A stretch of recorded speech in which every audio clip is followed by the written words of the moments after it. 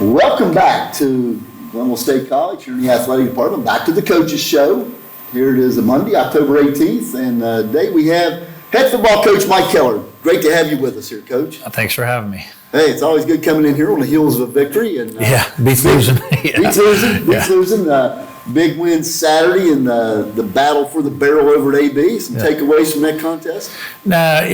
Anytime you're playing a rival, close game. I had a quarterback meeting this morning, and we talked about it felt like a home game, because there were so many of our people there, and with such close proximity, and we obviously we're going to talk about the game. Whatever had a rough start, battled through some adversity, took the lead, didn't finish the game quite like we wanted to, but anytime you go on the road and win a football game, especially when you've been struggling, it's a good thing. When you got a team who's been practicing as well as our team has, it's good to see us go over there and get a win and get some reward for all the hard work. Well, I know the big topic and our storyline has been that running game. A couple of weeks over 200 yards, and this week 307. Yeah. Net. Alfred Minger with the 191. Yeah. Big game for him on 25 carries. Just about the running game, the O-line, how those backs are running.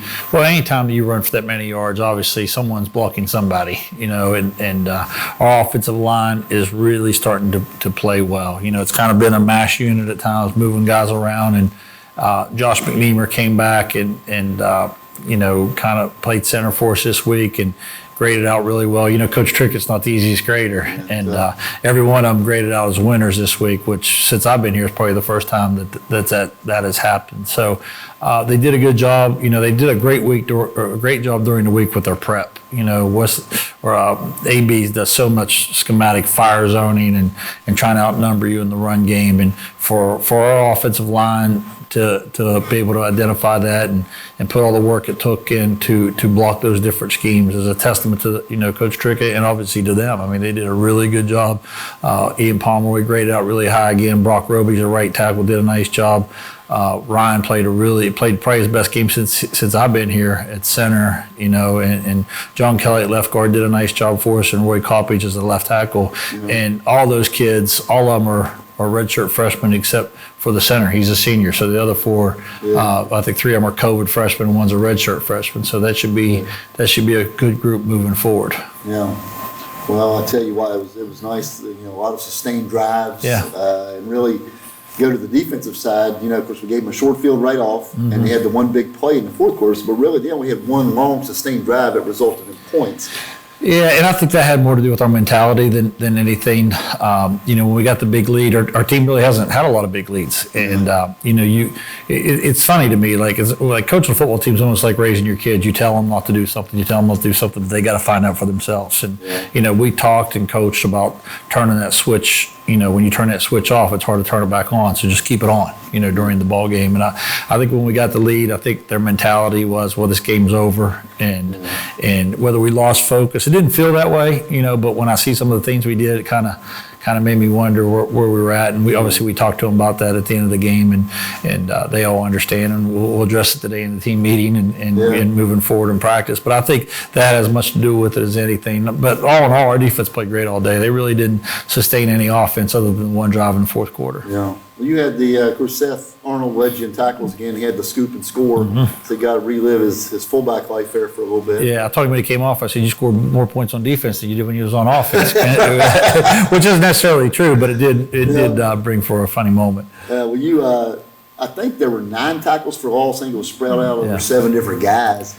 So just, so obviously a lot of, aggression and, I think attack mode on the defense. A little bit of it's our style, and then obviously our defensive line's playing really well.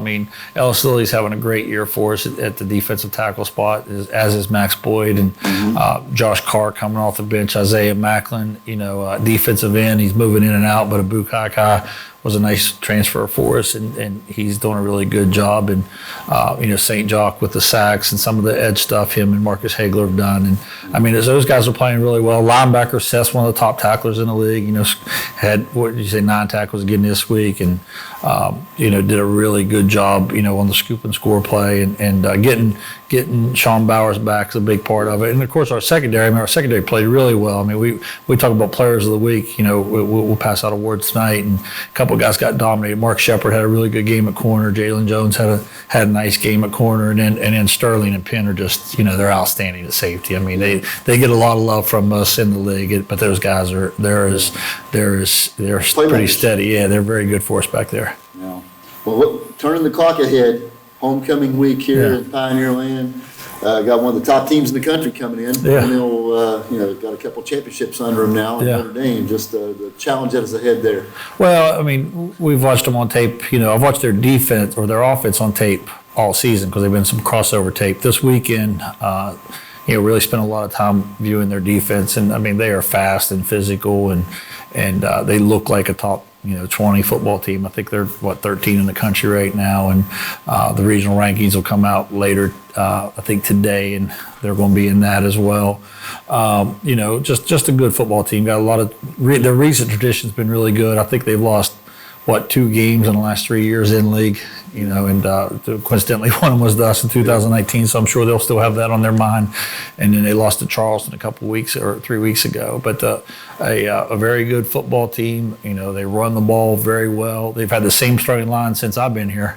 Yeah. Same quarterback since I've been here. They've changed tailbacks a couple times.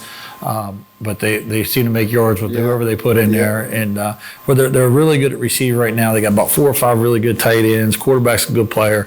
It's a very good football team. Defensive front is stacked, same kids. Linebackers been the same kids since I've been here, and their secondary may be better than it's been the last couple of years. So they got a good football team. We got our work cut out for us. It is homecoming, so we'll have the home field advantage. I'm sure the Pioneer faithful will be out heavy, and our kids will put together a good week of practice, and they'll put together a good effort on Saturday. Tell you what, special homecoming start time for everyone out there. It'll be 1:30 at Morris Stadium. So we're going to be looking forward to that, and hosting our good friends from up in Ohio. So yeah. Well, Coach, we're going to talk again next week on the heels of that one, and as we wind into the second half of the season here. But again, congratulations on that victory over at AB. Thank you, appreciate it. No problem. Yeah. Thank you, Coach.